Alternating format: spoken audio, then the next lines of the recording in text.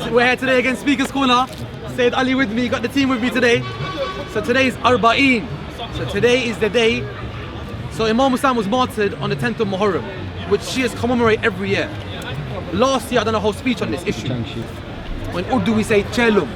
So the 40th means after the 10th of Muharram, Shias re-commemorate the martyrdom. So even though 40 days ago Imam Hussain, who is the Prophet's grandson, was martyred, we then commemorate it again on the 40th because based on our own Shia tradition, the number 40 holds a special significance. And that number, the Prophet's family have said to remember Imam Hussain on the 40th. So therefore, what you'll see around, hopefully big up Titans TV, big up 𝗙𝗢𝗟𝗡𝗦, big up Mr. Rax, all these channels. Inshallah, Titan's going to have that video out there, which is actually going to show you the actual procession. And this procession is basically to highlight and remember the tragedy of Karbala. Now, obviously, I would have hoped by now the viewers would have known about Karbala, especially to the non-Shia audience. But again, I like to give summaries about basics of what it is, just to recap, innit, Sayed Ali? Like, it's obviously so people know what it is. So, Karbala is a place in South Iraq. South Iraq. Desert area. It might not be now, but it was back in the day. 1400 years ago, over 1400 years ago, Prophet Muhammad ﷺ had a daughter. His daughter Fatima Zahra was married to his cousin, Imam Ali. They had two children, Hassan and Husain. These are the purified household of the Prophet's family. And these are who we, as Shia Muslims, follow. Imam Hussain alayhi salam, and we say Imam, leader, Hussain alayhi salam for the non-Arabic speaking audience or non-Muslim audience, alayhi salam means peace be upon them. Imam Hussain alayhi salam, he, in his time period, was subjected to tyranny. Because in his time period, the Caliphate system, who was usurped by Muawiyah and Yazid, and before them Abu Bakr, Umar, Uthman, what they had done was, they had institutionalized a position which basically forced Imam Hussain to accept a tyrant like Yazid. So Yazid said, you have to accept my leadership. Now who was Yazid? Just so that you understand who Yazid was. Yazid was the son of Muawiyah. Muawiyah was the son of Abu Sufyan. So we've got one line here. The other line is the Prophet.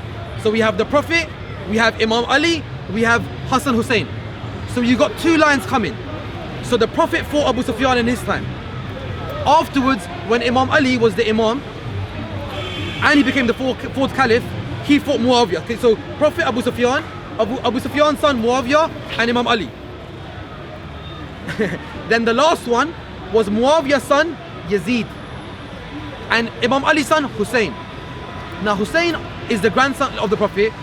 The Prophet says about him in an authentic hadith, Al-Hasan wa Husain Sayyid 𝗙𝗢𝗥𝗕𝗦𝗢𝗍, meaning Hassan and Husain are the leaders of the youth of paradise. So they're not just normal relatives. Like, being related to the Prophet is a blessing, but it's a bit more than that. They are the leaders of the youth of paradise. Yazid, when Muawiyah gave the caliphate, so Muawiyah, because you know, you talk to a lot of people from the Sunni side, they say, you know, it's all about, in Islam we believe election. We believe that you actually elect a caliph. Well, they're not being 100% genuine there, because in their own sources it also states that you can become a caliph through designation. You can appoint who the next caliph is after you. So they appointed, Muawiyah appointed Yazid. So Muawiyah appointed Yazid. So we know what Muawiyah done. Muawiyah also had a battle with Imam Ali. He also had a battle with Imam Hassan, which led in a peace treaty. Some of those conditions in the peace treaty was, stop cursing my father. Another condition was that after you die, or after you, the caliphate will come back to me. And if I'm not alive, my brother. So Muawiyah, there was other conditions as well, but we're not focusing on them. He broke both those conditions. So cursing of Imam Ali continued. And after that, when he was about to pass away, he gave the caliphate to his son Yazid. So So he used the principle of wasiyah that Sunni Islam accepts, that you can give the caliphate to the next one, whoever you want. So he gave it to his son. After he gave it to his son, he also employed military means, force and threat. if you oppose Yazid, you'd be in trouble. And bribery. And bribery. So all means were used. Non-Islamic means. Non-Islamic means. When he became when Yazid then became the Caliph, what he done was he knew to substantiate his claim, he needs the Prophet's grandson to accept it. Because you can rule anything, but until the Prophet's grandson gives you that, you're alright, you're not going nowhere. Everyone knows you're just the ruler. You're not really the ruler. You're just a king, a corrupt guy. So he's like to Hussein, and we need to get Hussein's bay'ah. Bay'ah means allegiance. So Can I just ask something? Sorry. of course, yeah, go on. Are you saying, so in comparison Yeah. to Imam Hussain alayhi salam, Yeah. because he had a treaty, Yeah. then the majority can say, okay, we'll follow Yes. 𝗦𝗨𝗕𝗦𝗢𝗎. Yes. Right? Yes. But with Imam Hussain being opposed in a way, Yes. it's like, well, nah, Ahl al-Bayt have not given you the sanction. Yes. And they haven't said, So yeah, the yeah. peace treaty made it a bit like, okay, well, cool. Exactly. But But now nowadays- the peace treaty is done. So Hassan alayhi salam, he wants to save the Islam. No, I agree. No, I agree. That's why he gave No, I agree. I'm just saying this we agree, comparison. we Sorry. agree. Go ahead. So Imam Hussain alayhi salam, again, with the peace treaty, Imam Hussain was able to show the objective of Muawiyah's hypocrisy. Right, there you go. Because the person who doesn't follow their promises is a hypocrite. According to the Prophet. According to the Prophet, peace be upon him and his family. So now when Hussein is there, Yazid's saying, I want him to accept me. I want his bay'ah. I want Imam Hussain to accept me. He knows Imam Hussein's going to give him trouble. He's not going to accept it. So what he does is, it starts off in Medina, in Mecca, when he's actually first called to Medina. When Imam Hussein's in Medina, he's actually called to say, well, can you accept Yazid? By I think Walid ibn Uqba and Marwan, if I'm not mistaken. And they say to him, accept Yazid. And Imam Hussain says, someone like me can never accept a man like him. So already he set the stage. Right. What Imam Hussain done is, now obviously we know that from South Iraq, Karbala, people were calling Imam Hussain saying, look, Yazid's calm, we don't want to accept it. Please come and help us. The Sahaba. It was a Sahaba called 𝗦𝗨𝗥𝗕𝗦𝗙 ibn Surd. So a lot of the times in objections we get told that, the Shias called Imam Hussain. They wrote letters. They wrote letters and they betrayed him. But what they don't tell you is that the Sahaba, the individual who was the head who wrote of letters. those people, was a notable companion Sahabi. called 𝗦𝗨𝗥𝗕𝗦𝗙 ibn Surd. Okay. Sulaiman ibn Surd or Sulaiman ibn Sorry, a Surad. Shia or No, Sahabi? no, he's Sahabi. Sahabi. Well, Sahabi. you So, yeah, decide. exactly. So Shia bear Muslims. in mind, according to them, you follow all Sahaba. Yeah. So therefore, we have a wonderful Sahaba saying, Yeah. Imam Hussain, come along. Come and help us. When he get those letters, Imam Hussain decides to make a journey.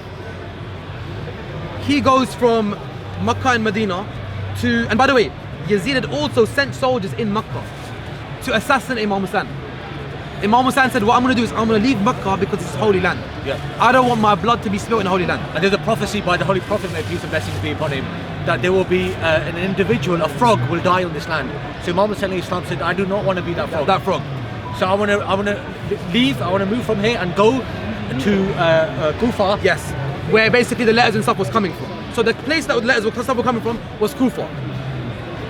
You have to understand when Yazid come is, when Yazid came into power, he appointed someone specific in Kufa. Because a lot of people say, Yazid didn't kill Imam Hussain. So I'm going to break this down a little bit today for you. What he done was he appointed a specific governor, Ibn Ziyad. Ibn Ziyad was known to be a full Nasibi. A Nasibi means hater of the Prophet's family, as was his father. And his father was Muawiyah's guy. So Yazid straight away appointed Ibn Ziyad and said, listen, I want you to control Kufa from now on. So he had it set up so that if anything happens, Ibn Ziyad will martyr anyone he needs to. And he started being harsh and killing the Shia in Kufa. When Imam Hussain made the journey, with 72 members of his family. So it wasn't an army he took. It was his woman. So by the way, when I say his woman, it's the Prophet's woman. It's the Prophet's granddaughter. It was his grandchildren, it was his sons, it was his wives and some of his companions and family members. So 72. On the way to Kufa, now he's going there. On the way to Kufa, he gets stopped at a place, so the journey is obviously long. At that time it would be on horseback. They stopped him in a place called Karbala. The person who stopped him, his name was Khur. So he was Yazid's commander in the army. He stopped him. So when he stopped him, he said, we want you to stay in Karbala. Imam Hussain said, no, I have to go. He said, no, you're going to stay here. And he came with the army. Now, the army, historians differ about the numbers of the army. Some say 5,000, some say 10,000, some say 20,000, some say 40,000. The muhaqqiqeen ulama generally tend to say 20,000. But like I say, I don't argue about numbers. You can call it 10,000, you can call it 5,000. I'm not fussed. It doesn't detract from what happened. When they stopped them in Karbala, they said, listen, we want you to accept Yazid. And there was a commander, so apart from Hurd, there was also another commander, the main commander of the army, Umar bin Sa'ad. Umar bin Sa'ad. Umar bin Sa'ad is the son of a Sahabi. Companion. His father is Sa'd Tabi'in. And his father is Sa'd ibn Abi Waqqas. So we've got Yazid, who's Muawiyah's son of a companion. We've got Umar bin Sa'ad, son of a companion. We've got Sahaba writing letters. We've got Sahaba writing letters, companion. So I've already made the link already now. One more point, Said. Amr ibn Hurayth. Yes. He was the chief of police of Kufa. Who was he? Companion. Who's companion? So chief of police of Kufa, companion. And he was arresting people and rounding them up. Yeah. Cool. So now when he stops them, they say to him, listen, Umar bin Sa'ad says, you have to accept Yazid. So Imam Hussain says, listen, someone like me won't accept Yazid.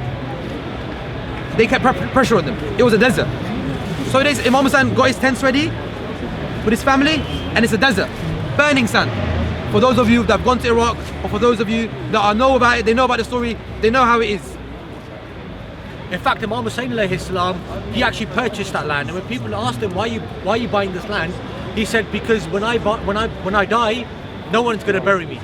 So if this land, because Islamically, ghasb, meaning you need to be buried on the land you own or you paid for. So he bought that it land. because of the prophecy. Because the Prophet had told Imam Hussain already what was going to happen. In Karbala. So there's a famous hadith, inshallah, I'm going to quote it in a bit as well, where the Prophet actually cried for Imam Hussain before it happened. And these people have an objection to crying today. Today people say, why do we cry? The Prophet cried before he was martyred. Forget about we cried today. The Prophet cried before it happened. So the Prophet already started the mourning. When they stopped him and they said that now he reached, I think, 2nd of Muharram. So Islamic months are divided into different days, in different years, different names. So the month he was stopped in was Muharram, and that tends to be known as the start of the Islamic year, even though there's a bit of dispute on that, but it tends to be known as that. When he was stopped, it was on the 2nd or the 3rd. They kept him there until the 7th. They said, look, this person's, we're going to obviously pressurize him and make him give allegiance. They kept pressuring him. If you're with your family and there's an army of 10,000, 20,000, 5,000, most people would say, look man, I want to protect my family. But Imam Hussain knew that if I now accept this person, Islam's finished. People will now recognize the Prophet's grandson, who?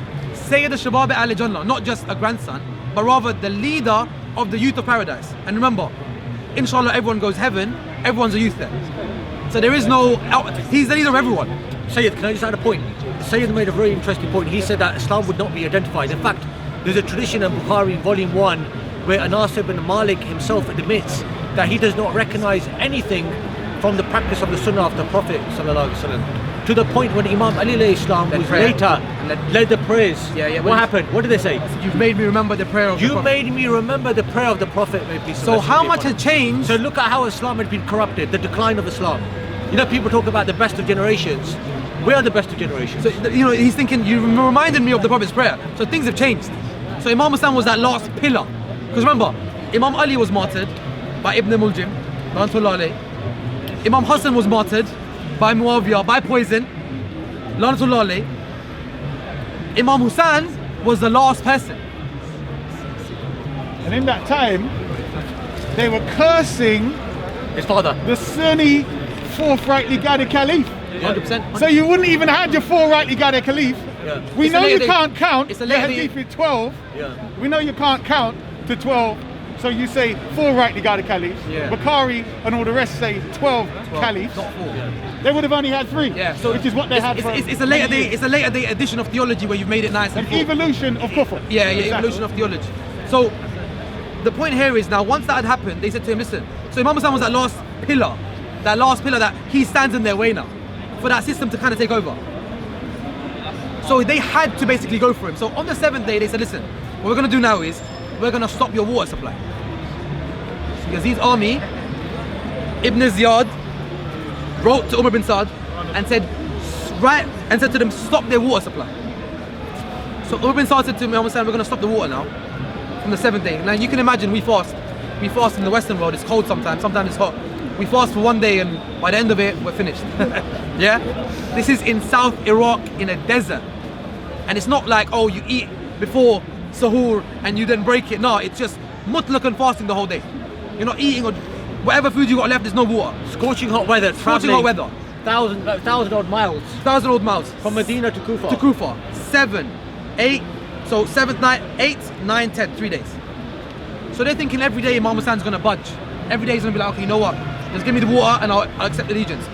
Every night, they say that, the narrators say that you could hear the buzzing of the sounds from the camps of Imam Hussain because they were reciting Quran. Like buzzing, bees, like bees. Humming of bees. One day one of us without food and water, I'll see how much we recite after that. And the 6-month-year-old son, He had a 6-month baby as well. Imam Hussain Islam, who these people, they deprived him of water. Deprived them of water, including women and children. Grandson of the Prophet. Great-grandson of the Prophet. Now, on the 9th night, they said, listen, are you going to accept Yazid? Imam Hussain said, what I said on the first day, I say, no. Never like someone like me, he's going to accept someone like Yazid. Simple as that. They said, then prepare for war. Imam Hussain said, no problem. No problem. Again, he's the son of Imam Ali. Imam Ali is known as Asadullah al-Ghalib. Asad in Arabic means lion. In Urdu or Farsi we say Sher Khuda, the lion of God. So he was from that warrior class anyway. Imam Hussain was not going to accept it in the first place. On the 10th, so on the 9th night, Imam Hussain done his whole family pure worship and dhikr of God. Just remembering what's going to happen and being ready for it because they were prepared for it. Yeah? Yeah? Mentally preparing himself. Now, on the 10th day, which is known as Ashura. Ashura means 10th. The 10th of Muharram. That's the day the battle commenced. And one by one, the Prophet's family members went out and fought like lions. Each one fought like lions. To the fact that the enemies in the books of history, the enemies are narrating that fought them, that we've never seen someone fight like that after 3 days of thirst. It's not us saying it. If you look at the books of 𝗦𝗨𝗕𝗦𝗢 means where someone's died, books of history. They mention that we've never seen someone fight like that while he's thirsty. So one after the other, Imam Hussain, his brothers, his cousins, his sisters, all of them had to go through it. Of course, the woman didn't fight, but the sons, the children, the cousins, the friends, the companions, they went out and fought. And they were all martyred. Now, on that same day, Imam Hussain also took his 6-month-year-old baby. And he said to them, listen, your problem is with me. You're not giving me water.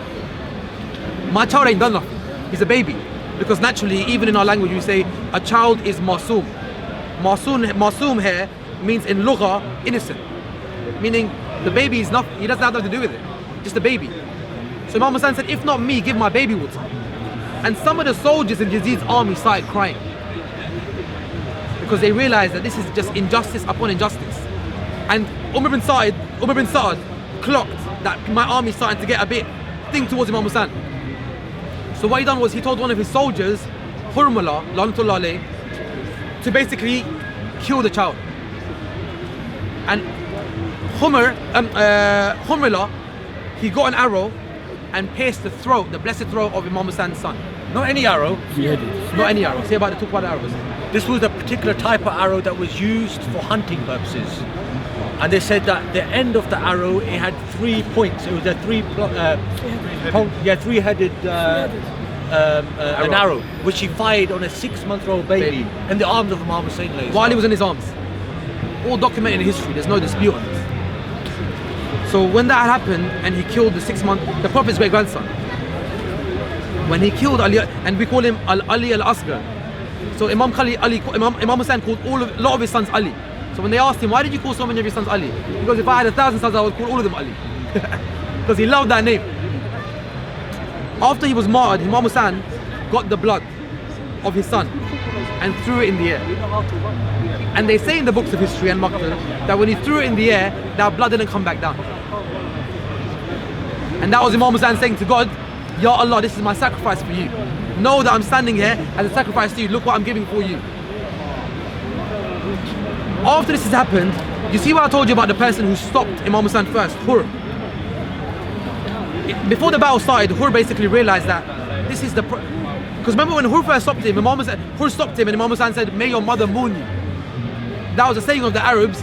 If you're trying it with me, they would say, "May your mother mourn you." So Hur said, "Look, you've disrespected and what said about me. What you said about me, I can't say about you because his mother's Fatima." So Hur still had that Muslim thing anyway. He's like, "Look, your mother's Fatima, I can't even say that, man."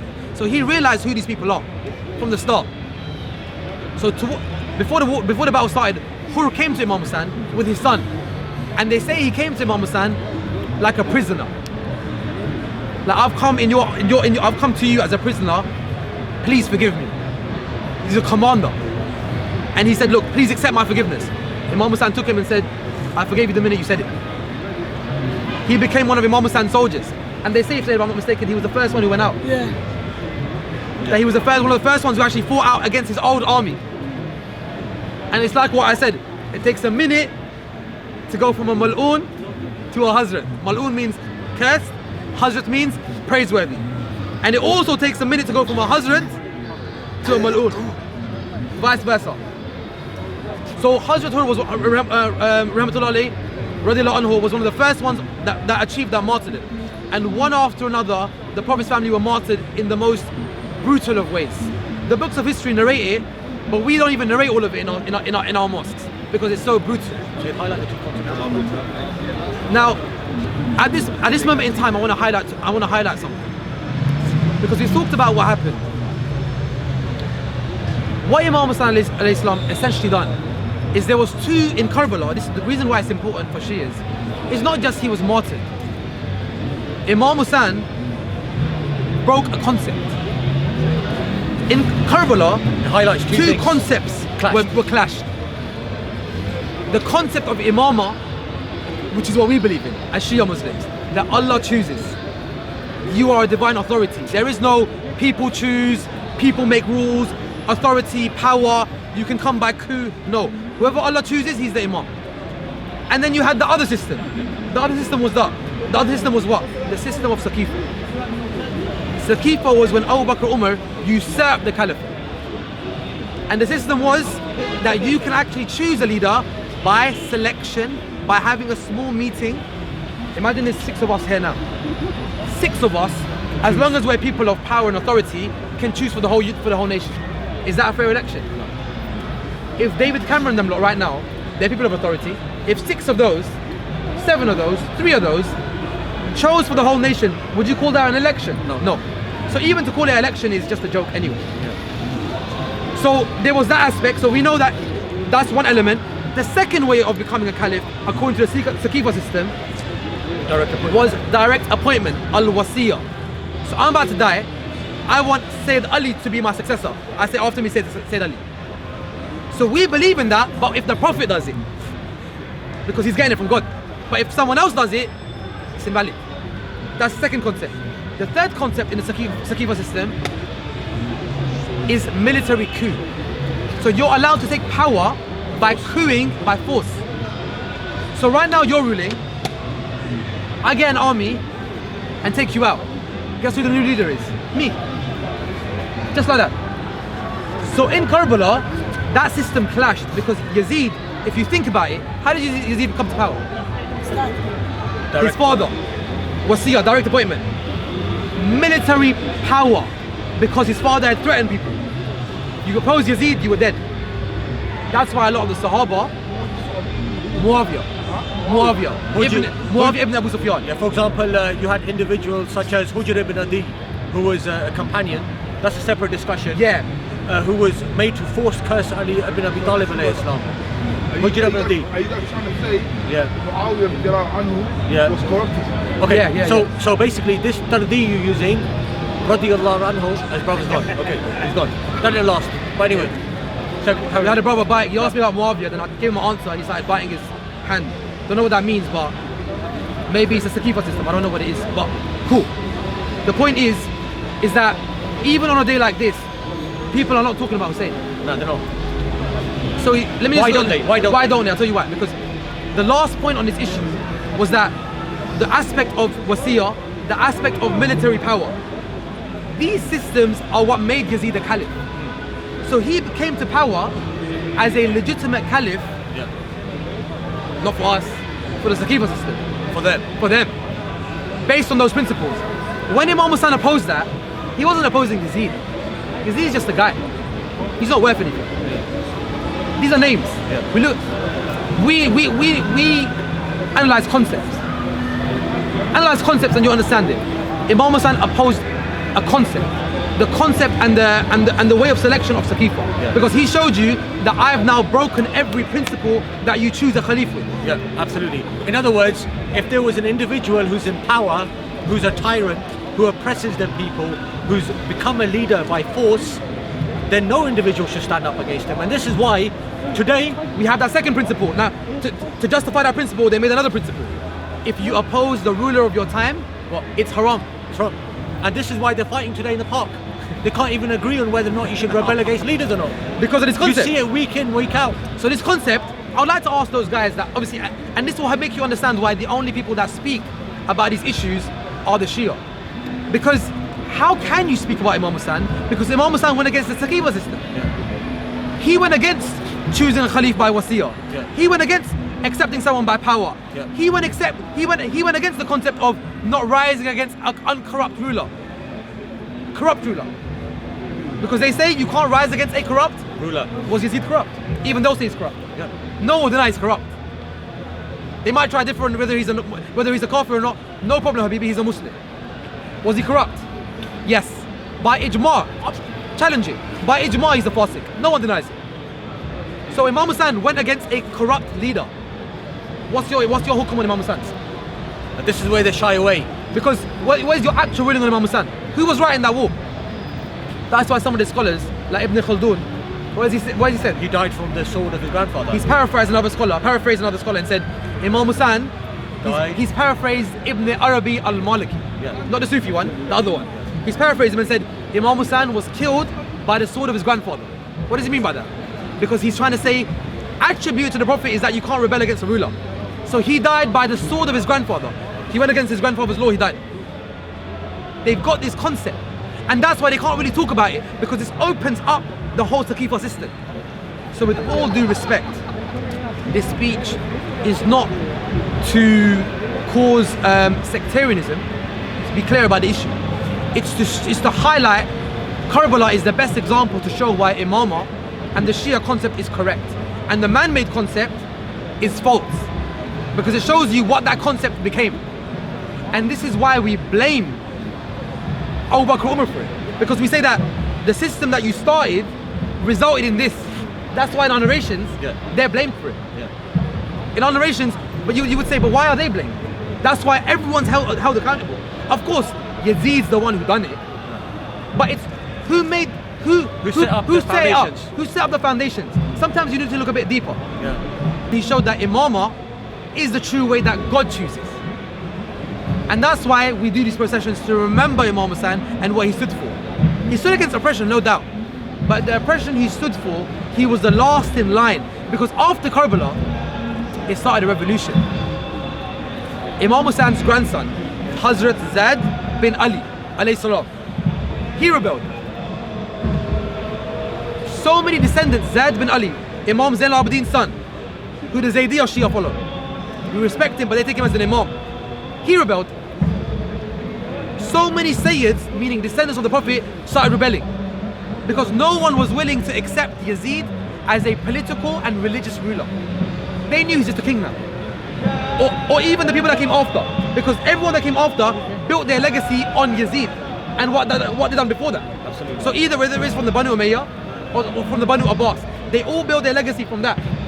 And that's why the Prophet's family, they done what they... So by Imam Hussain doing that, he done what he had to do. So no one took that system serious no more. They knew these people are just corrupt leaders now. That's why they had rebellions against them, and the Prophet's family never accepted no one from that line. From the beginning, Abu Bakr, till the end. Neither the Imam Ali, neither the Imam Hassan, neither the Imam Hussain, no one accepted it. And the end of it was Karbala. Yeah, absolutely. And that's why, as you can see, the procession we're doing here. He's lying. And this is the type of behaviour you see. And this is the type of behaviour that you see week in, week out. These are the people who call to Islam. These are the kind of people, mashallah, he had a big beard as well. These are the kind of This is people. the type of behaviour. This is the type of behaviour Imam Hussain Islam stood up against. And obviously he's here to say I'm lying, but is he willing to come and talk to me? Thought not, innit? But anyway, that's what we're here to do today. Inshallah, I'll deliver the message. Inshallah, I'm going to link the video of last year if you want more details about Karbala. I done a whole speech on this last year. So inshallah, we can link that. Yeah, definitely, 100%. And we can discuss that. And I'll leave that with that. Now, if there's any questions or anything you want to ask, or so then if you want to add something, feel free. No, I think you've beautifully summed it I up. think Kalam has something else. Shout out to Titans TV. Big up Titans TV, Ben Content, Tagadi, anyone everything. recording, content and everything, Don't everyone here forget to recording. like, subscribe and share on all these channels. Yeah, come on, cheese. Fire, Kalam. All right.